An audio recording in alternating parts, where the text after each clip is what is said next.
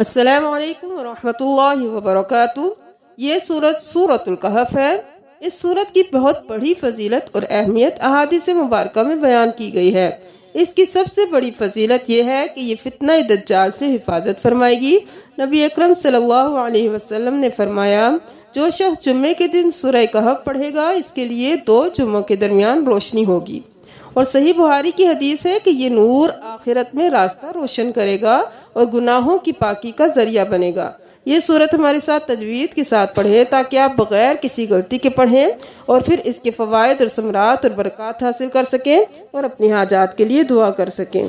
बिस्मिल्लाहिर्रहमानिर्रहीम। अल्हम्दुलिल्लाहिल्लज़ी अंज़ल अला अब्दिहिल किताब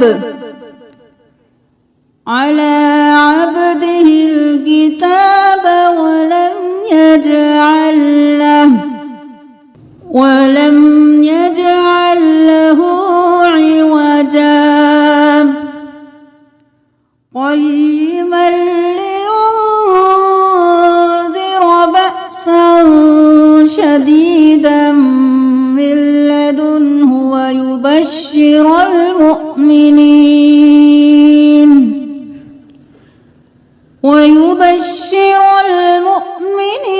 الذين يعملون الصالحات أن لهم أجرا حسنا ماكثين فيه أبدا وينذر الذين قالوا اتخذ الله ولدا ما لهم به من علم ولا لآبائهم كبرت كلمة تخرج من أفواههم إن يقولون إلا كذبا فلعلك باخع نفسك على آثارهم إن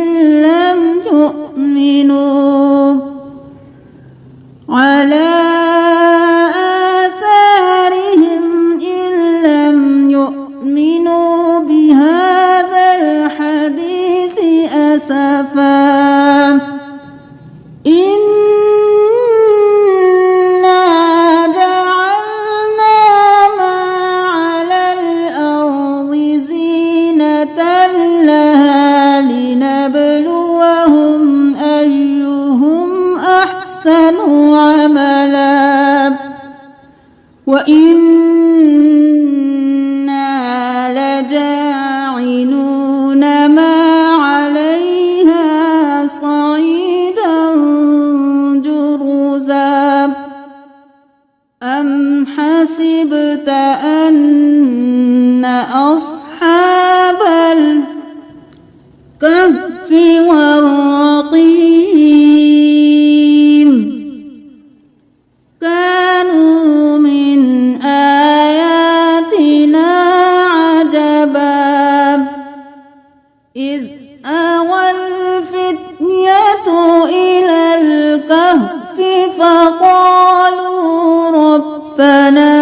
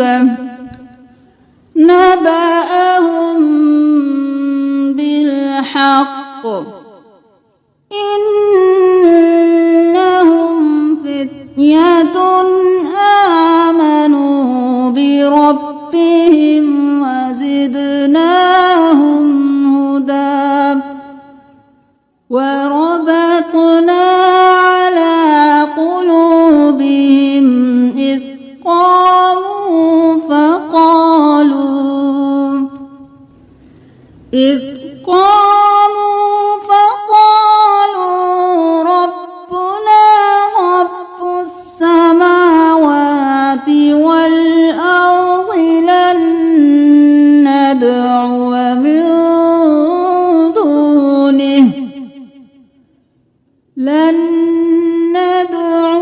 من دونه إلها لقد قلنا إذا شططا هؤلاء قوم اتخذوا من دونه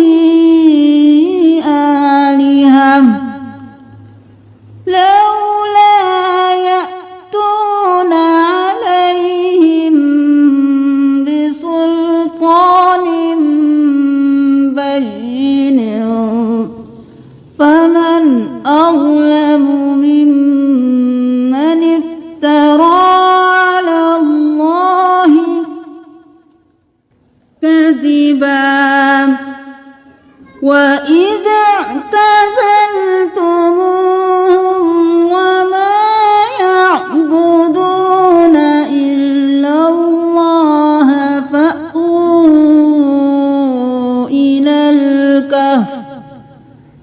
فأووا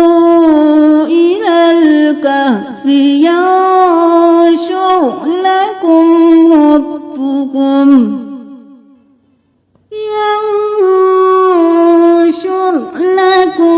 ربكم من رحمته ويهيئ لكم من أمركم مرفقا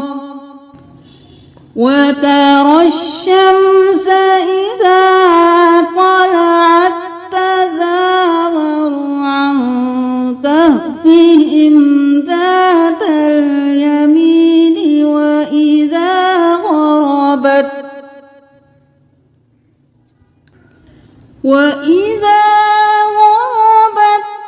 تقرضهم ذات الشمال وهم في فجوة منه ذلك من آيات الله من يهد الله فهو المهتد ومن يضلل فلن تجد له وليا مرشدا وتحسبهم أيقاظا وهم رقود ونقلبهم ذات اليمين وذات الشمال وكلبهم باسط ذراعيه بالوصيد لو اطلعت عليهم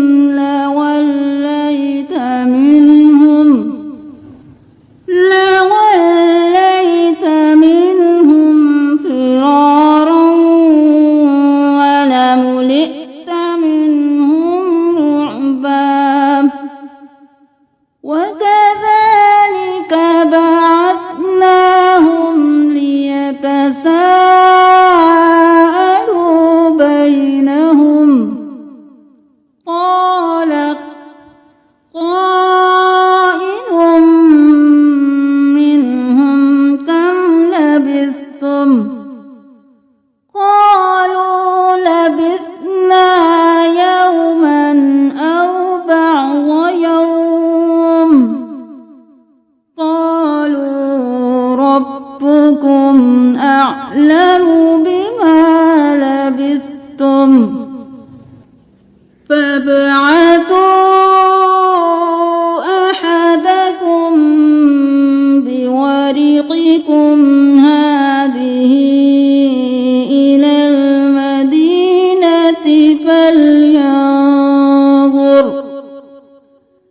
فلينظر أيها أزكى طعاما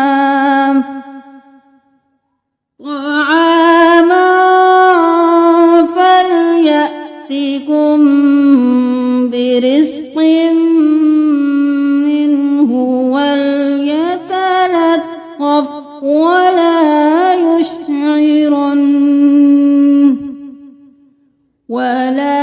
يشعرن بكم أحدا إنهم إن يظهروا عليكم يرجموكم أو يعيدوكم في ملتهم ولن تفلحوا إذا أبدا وكذلك أعثرنا عليهم ليعلموا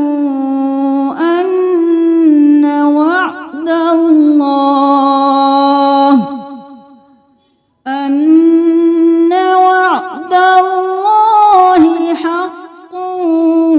وأن الساعة لا ريب فيها إذ يتنازعون بينهم أمرهم فقالوا ابنوا عليهم بنيانا ربهم أعلم بهم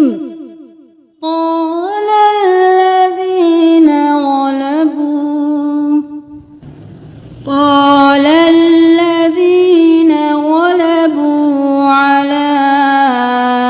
أمرهم لنتخذن عليهم مسجدا سيقولون ثلاثة رابعهم كلبهم ويقولون خمسة سادسهم كلبهم رجما بالغيب ويقولون سبعة وثامنهم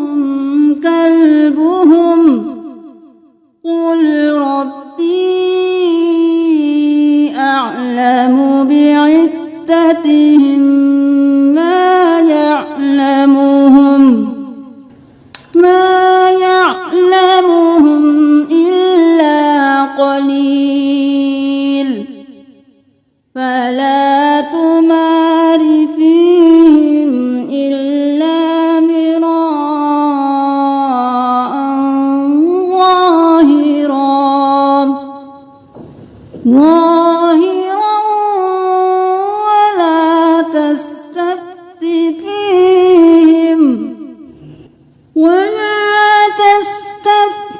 فيهم منهم أحدا ولا تقولن لشيء إني فاعل ذلك غدا إلا أن يشاء الله واذكر ربك إذا نسيت وقل عسى أن يهديني ربي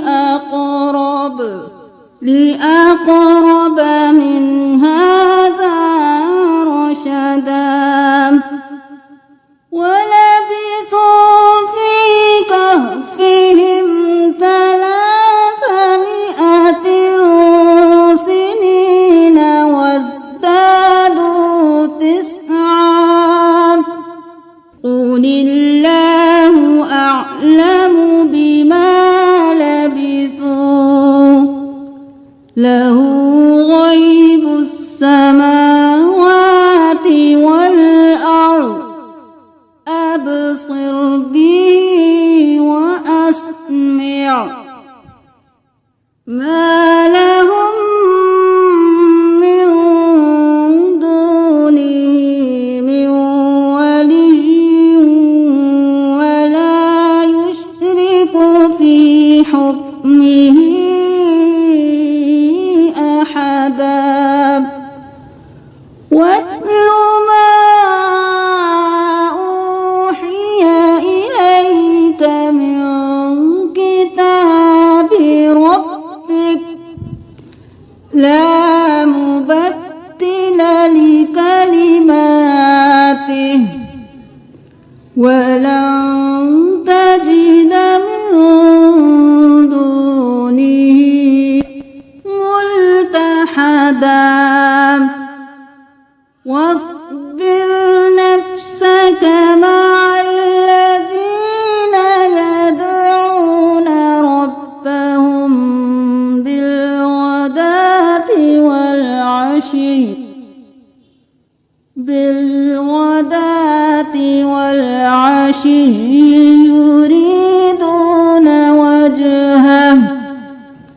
يريدون وجهه ولا تعد عيناك عنهم تريد زينة الحياة الدنيا ولا تطع من أغفلنا قلبه عن ذكرنا واتبع هواه وكان أمره فرطا وقل الحق من ربكم فمن شاء فليؤمن ومن شاء فليكفر إنا أعتدنا للظالمين نارا أحاط بهم سرادقها وإن يستغيثوا يغاثوا بماء كالمهل يشوي الوجوه بئس الشراب وساءت مرتفقا إن الذين آمنوا وعملوا الصالحات إنا لا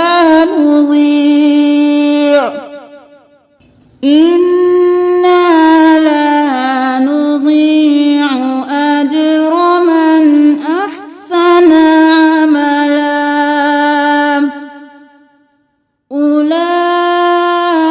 أولئك لهم جنات عدن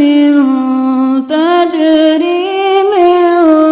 تحتهم الأنهار يحلون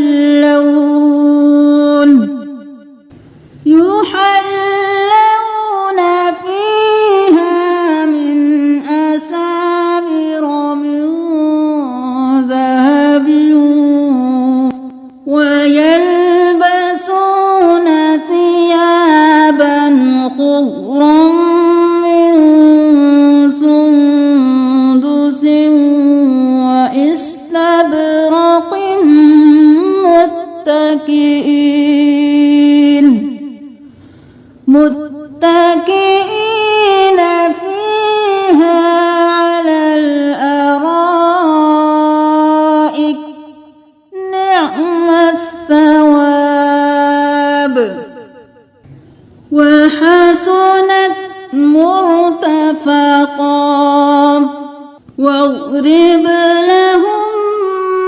مثلا الرجلين جعلنا لأحدهما جنتين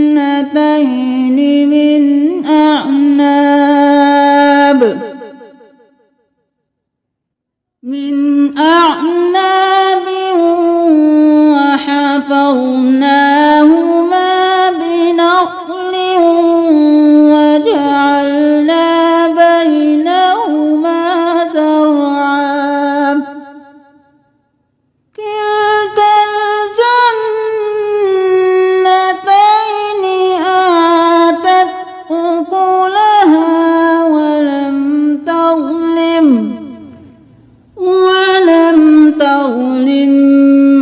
منه شيئا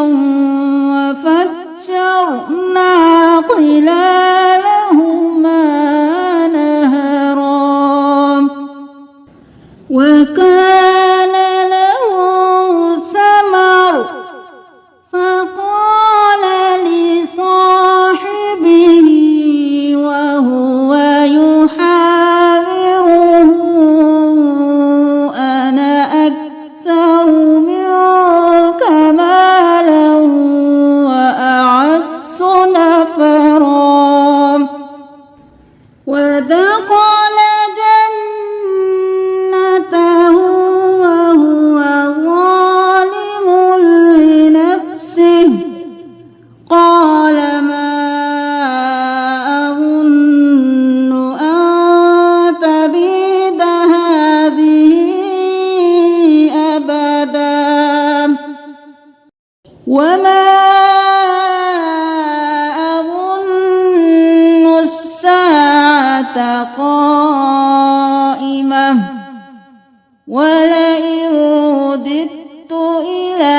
ربي لأجدن خيرا منها منقلبا قال له صاحبه وهو يحاوره أكفرت بالذي خلقك من تراب ثم من نطفة ثم سواك رجلا لكن هو الله ربي ولا أشرك بربي أحدا ولولا إذ دخلت جنتك قلت ما شاء الله لا قوة إلا بالله إن ترني أنا أقل منك مالا وولدا فعسى ربي أن يؤتيني خيرا من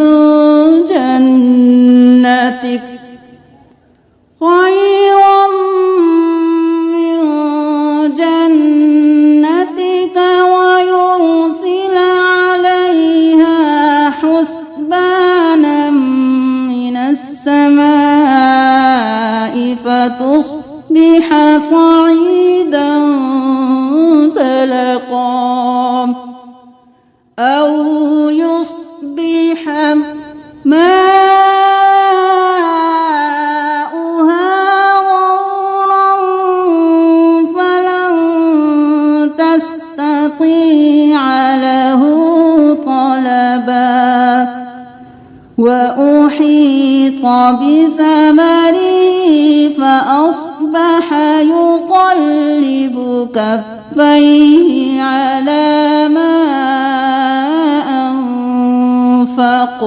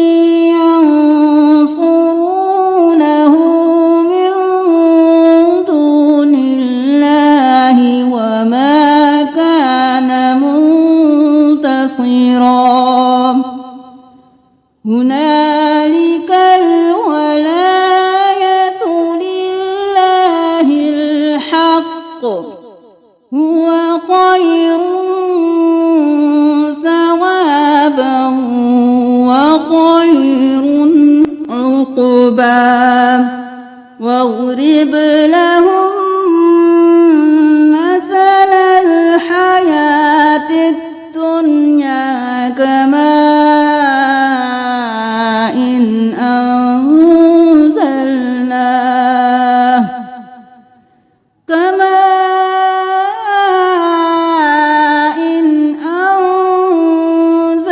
أنزلناه من السماء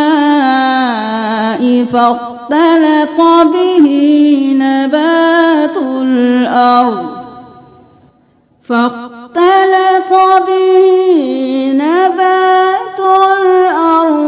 فأصبح هشيما تذروه الرياح وكان الله على كل شيء مقتدرا. المال والبنون زينة الحياة الدنيا والباقيات الصالحات خير عند ربك ثوابا وخير أملا. ويوم نسير الجبال وترى الأرض بارزة وحشرناهم فلم نغادر منهم أحدا وعرضوا على ربك صفا لقد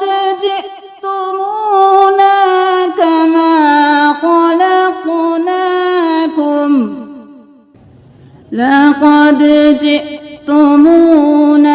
كما خلقناكم أول مرة بل زعمتم أن لن نجعل لكم موعدا. ووضع الكتاب فترى المجرمين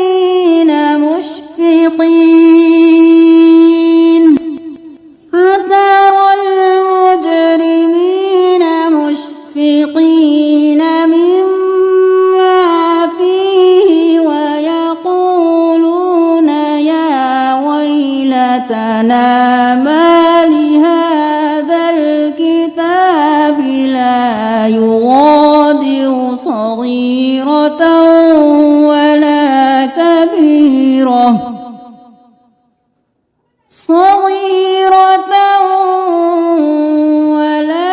كبيرة إلا أحصاها ووجدوا ما عملوا حاضرا ولا يظلم ربك أحدا. وإذ قلنا للملائكة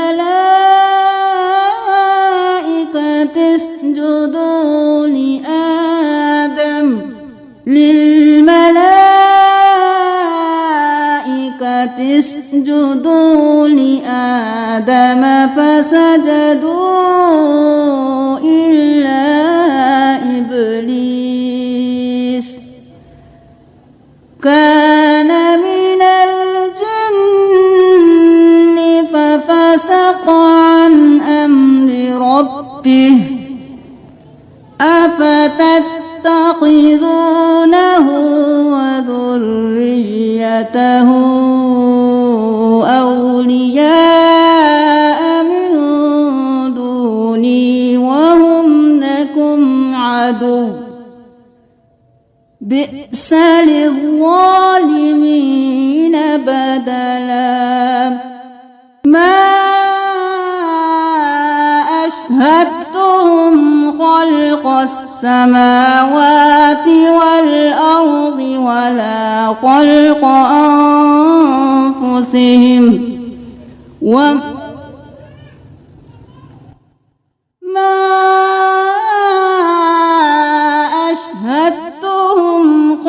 خلق السماوات والأرض ولا خلق أنفسهم وما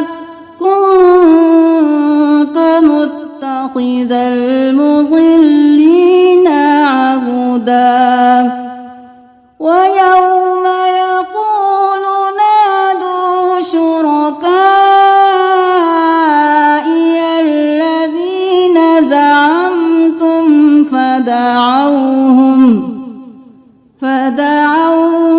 فلم يستجيبوا لهم وجعلنا بينهم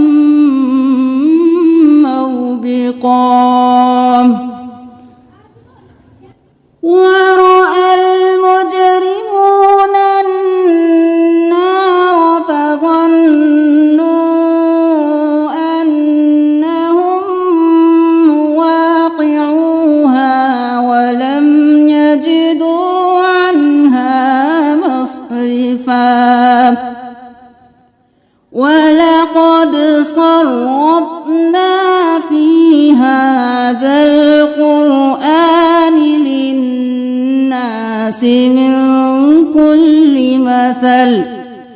وكان الإنسان أكثر شيء جدلا وما منع الناس أن يؤمنوا إذ جاءهم الهدى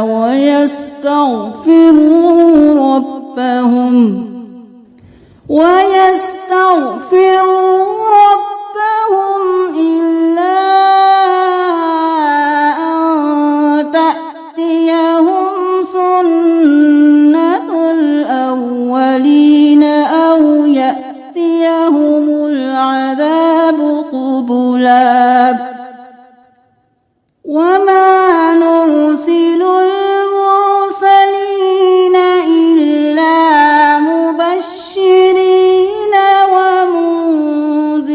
ومنذرين ويجادل الذين كفروا بالباطل ليدحضوا به الحق واتخذوا آياتي وما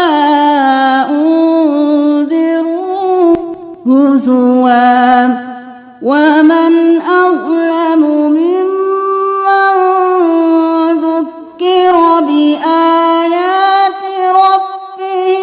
فأعرض عنها ونسي ما قدمت يداه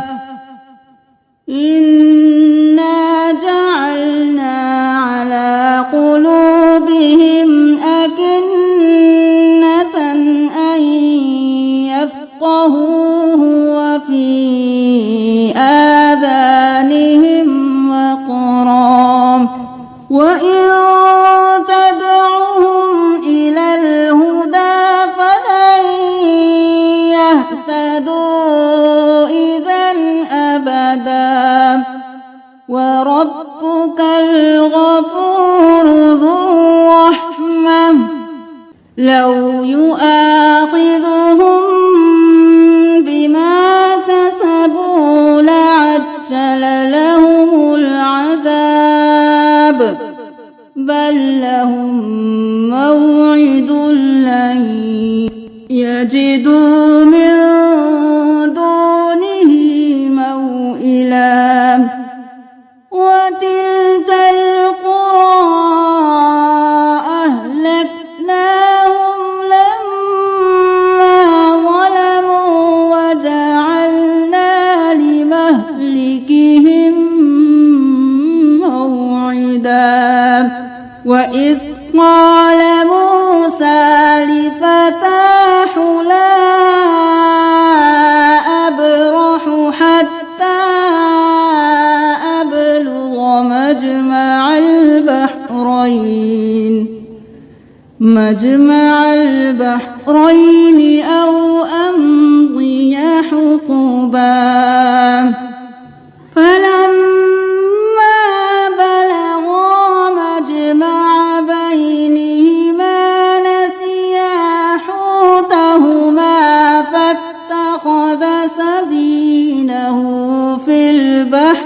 سربا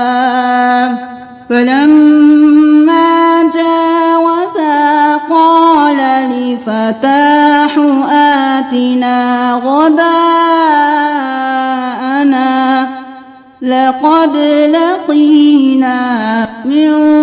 سفرنا هذا نصبا قال أرأيت إذ أوينا إلى الصخرة فإني نسيت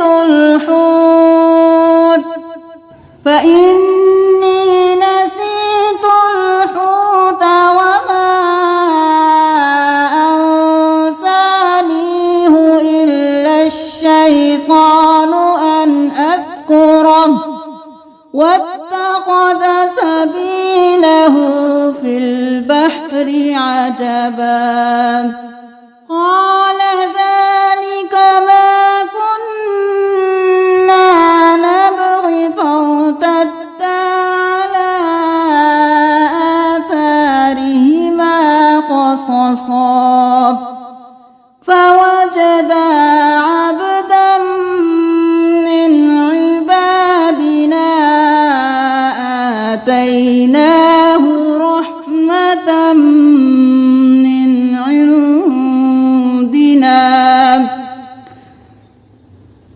من عندنا وعلمناه من لدنا علما قال له موسى هل أتبعك على أن تعلمني مما علمت رشدا قال إنك لن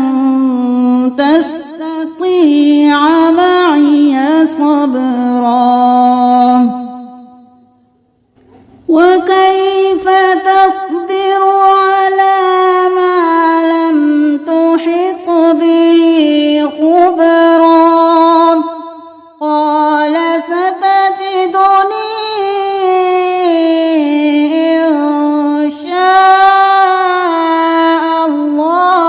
صابرا ولا أعصي لك أمرا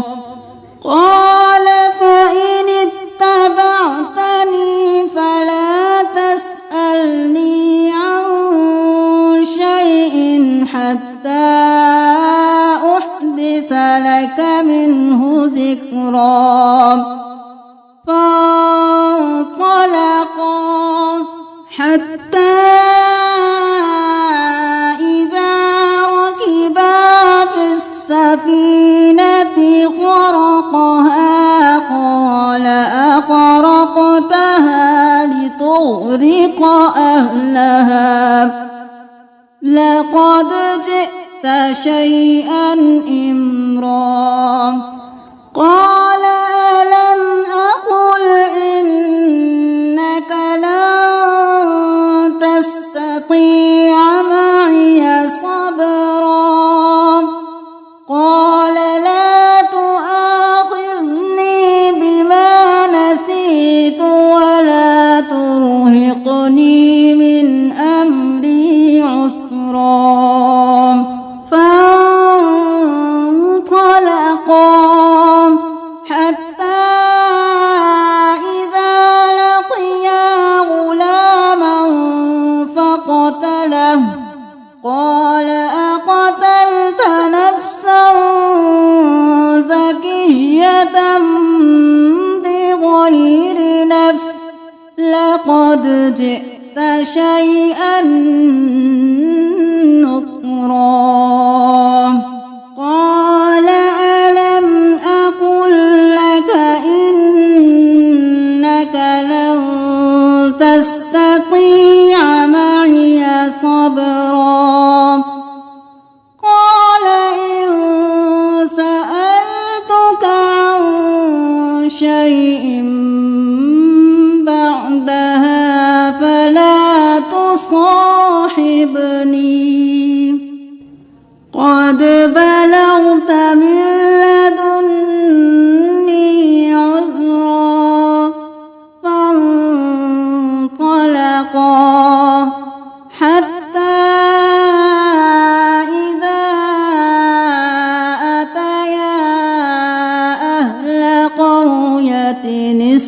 استطعما أهلها فأبوا أن يضيفوهما فوجدا فيها جدارا يريد أن ينقض فأقامه قال لو شئت لاتخذت عليه أجرا قال هذا فراق بيني وبينك سأنبئك بتأويل ما لم تستطع عليه صبرا أما السفينة فكانت لمساكين يعملون في البحر فأردت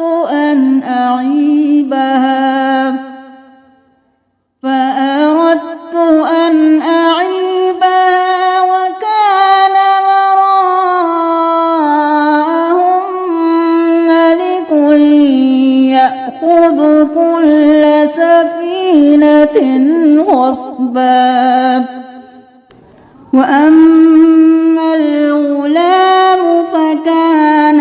أبواه مؤمنين فخشينا أن يرهقهما طغيانا وكفرا فأردنا أن يبدلهما ربهما خيرا منه زكاة وأقرب رحما وأما الجدار فكان لغلامين يتيمين في المدينة وكان تحته كنز لهما وكان أبوهما صالحا فأراد ربك أن يبلغا أشدهما ويستخرجا كنزهما رحمة من ربك وما فعلته عن أمري ذلك تأويل ما لم تستطع عليه صبرا ويسألونك عن ذي القرنين قل سأتلو عليكم منه ذكرا إنا مكنا له في الأرض وآتيناه من كل شيء سببا فأتبع سببا حتى إذا بلغ مغرب الشمس وجدها تغرب في عين حمئة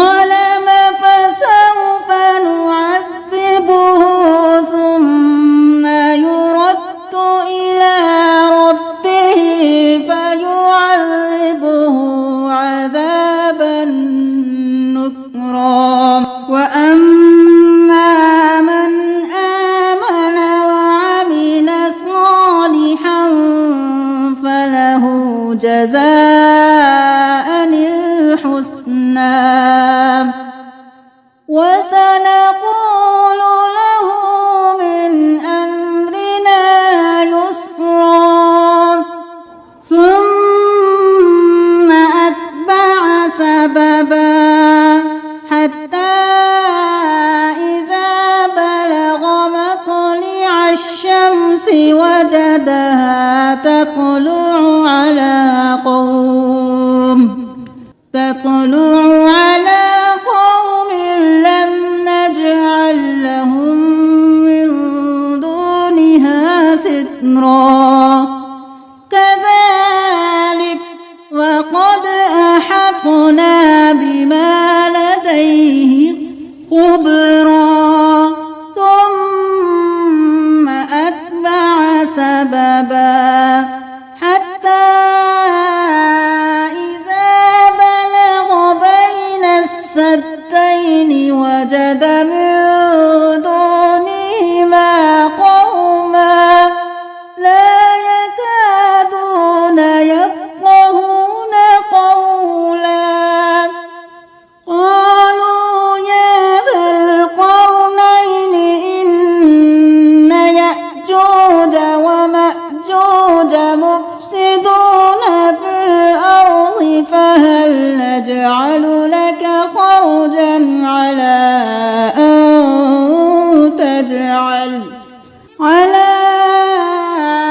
أن تجعل بيننا وبينهم سدا إبراهيم على أن تجعل بيننا وبينهم سدا قال ما مكني فيه ربي خير فأعينوني بقوة أجعل بينكم وبينهم ردما آتوني زبر الحديد حتى إذا ساوى بين الصدفين قال انفخوا حتى إذا جعله نارا قال آتوني أفرغ عليه قطرا فما استطاعوا أن يظهروه وما استطاعوا له نقبا قال هذا رحمة من ربي فإذا جاء وعد ربي جعله دكا وكان وعد ربي حقا وتركنا بعضهم يومئذ يموج في بعض ونفخ في الصور فجمعناهم جمعا وعرضنا جهنم يومئذ للكافرين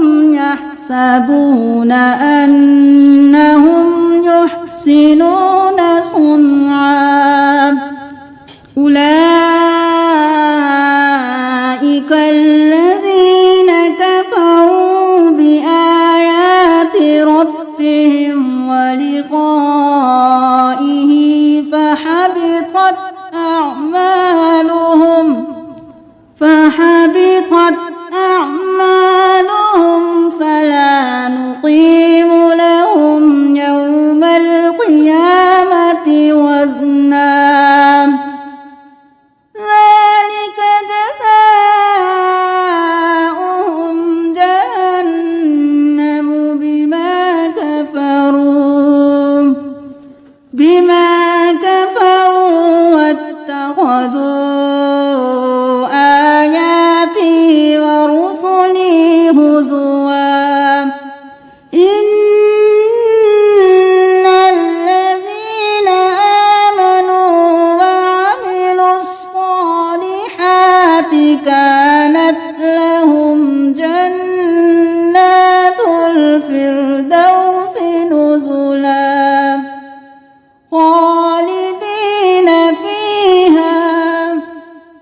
خالدين فيها لا يبغون عنها حولا قل لو كان البحر مدادا لكلمات ربي لنفد البحر قبل أن تنفد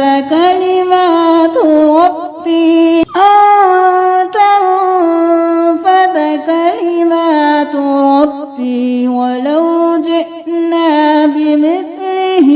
مددا قل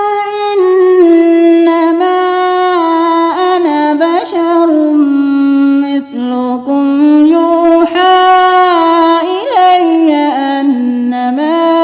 إلهكم إله واحد فمن كان يرجو لقاء ربه فليعمل عملا صالحا ولا يشرك بعبادة ربه أحدا صدق الله